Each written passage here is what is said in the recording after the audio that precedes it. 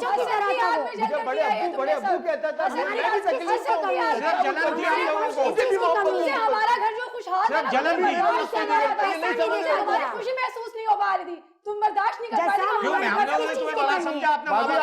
पा रही थी। आपको मौका देते हैं ये अपनी कहानी मुकम्मल करने। हमारे पास तो किसी चीज की कमी नहीं है। तकरीबन मुकम्मल हो गई कहानी।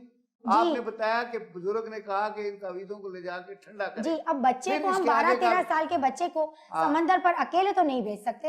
इनको मैंने कहा, इन्होंने मालूमात करवाई, घर के पास बागीचा वगैरह, बुजुर्ग ने कहा कि अकेला जाइए। जी बिल्कुल, वो अकेला जाए, ना किसी से बात करे।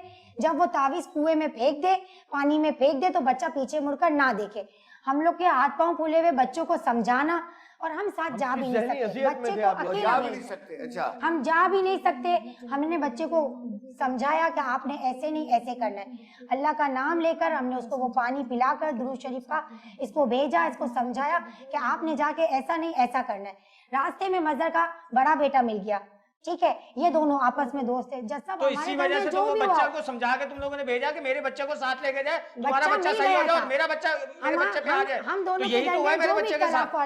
हम लोगों ने बच्चों को बीच में नहीं किया था। बच्चे हमारे आपसी में मिलते थे, जुलते थे, साथ खेलते कूदते थे, हमारे एक दूसरे के घर आते जाते थे। हमने बच्चों को इस लड़ाई में इन्वॉल्व नहीं किया था। Very good. वो रास्ते में मिला, मेरा बेटा और ये दोनों एक दूसरे के कांधे पे हाथ रखकर दोस्ती याराना में जैसे जाते हैं बच्चे, वैसे बात करते करते कुएं तक चले गए।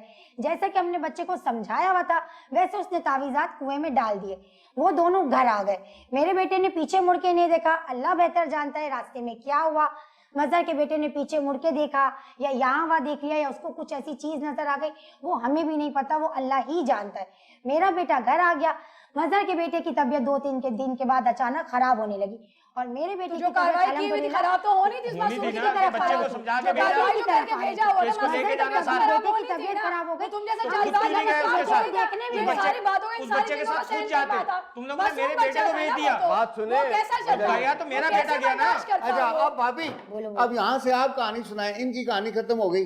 इन्होंने ये बताया कि आपका जो बेटा था रास्ते में मिल गया, वो अपने रास्ते में नहीं मिला जज साहब। इन्होंने अपने बच्चे को पट्टी बढ़ाकर भेजा था कि इसके बच्चे को साथ लेकर के जाना, ताकि मेरा बच्चा मर जाए और इसका बच्चा बच जाए, और वही हुआ। मैं अपने बच्चे को खो दिया और इसका बच्चा बच गया है।